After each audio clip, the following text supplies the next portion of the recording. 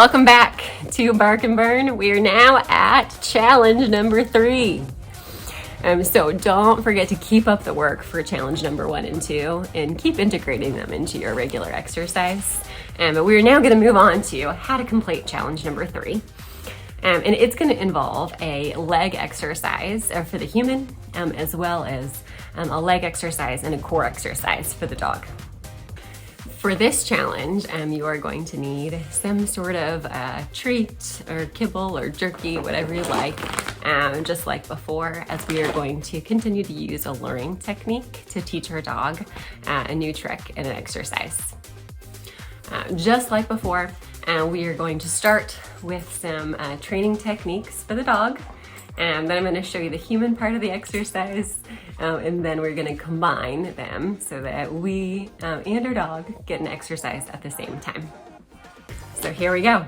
Let's start off by showing you the dog training part of the exercise.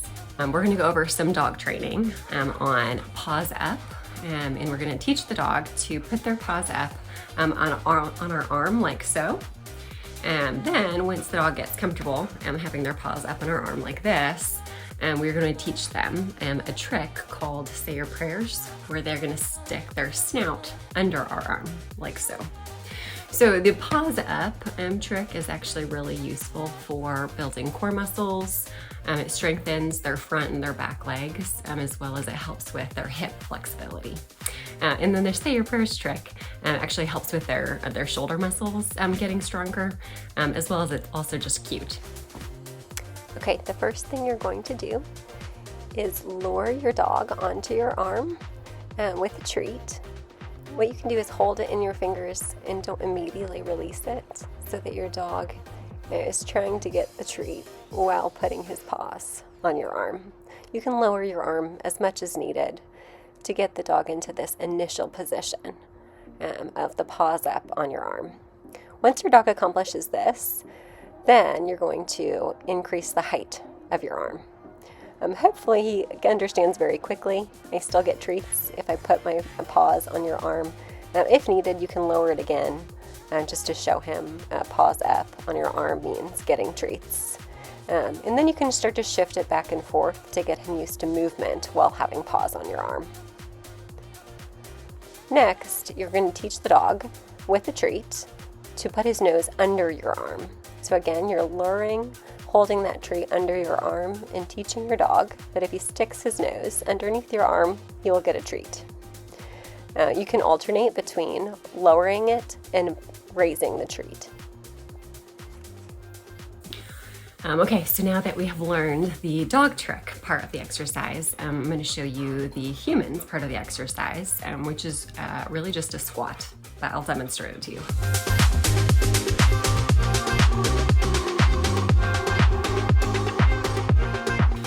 Okay, so now that we've seen the dog training and the human part, I'm going to show you now how to combine them and to do the trick while also getting a squat workout yourself.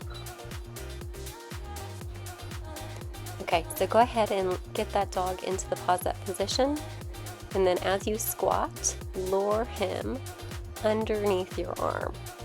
So you're going to alternate between putting your hand up so the dog looks up, and then putting your hand low so the dog sticks his nose underneath your arm for that treat while you are in the lowered squat position. This could take a couple of times to practice to get the groove of.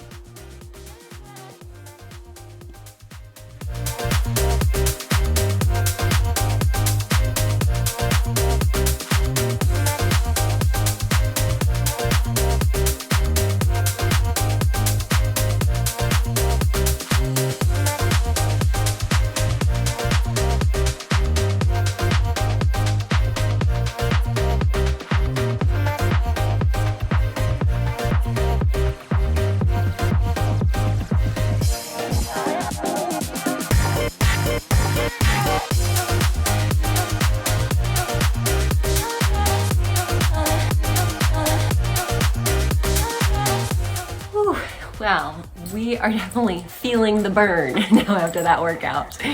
You may want to actually wear long sleeves during this, as the dog's paws can accidentally scratch up your arm a little bit. So consider long sleeves if your dog has sharp nails. So we probably just did this like 30 times in a row, and I gotta say, we are really tired, but leave it up to you and your conditioning level of how many times in a row that you want to try it. At first, it may just be quite an exercise for your dog to learn to keep his paws on your arm, as well as you holding him up there can be quite an exercise in itself. So take creative liberty of how you want to modify it based on where you are in your conditioning journey. Of course, these exercises are best paired with regular running, so be sure to keep up running regularly with your dog as you add in these HIIT exercises. So give these training exercises a try, and be sure to share them with us because we want to see how it went. So either post them in the Facebook Training Club, post them on Instagram with a hashtag of the Ultimate Race, or email them into us, whatever is your preference, to show off what you and your dog tried. And of course, reach out to us if you have any questions or you need help with any sort of modifications. But remember, this is all about building a stronger bond with your dog so that you can be stronger on race day.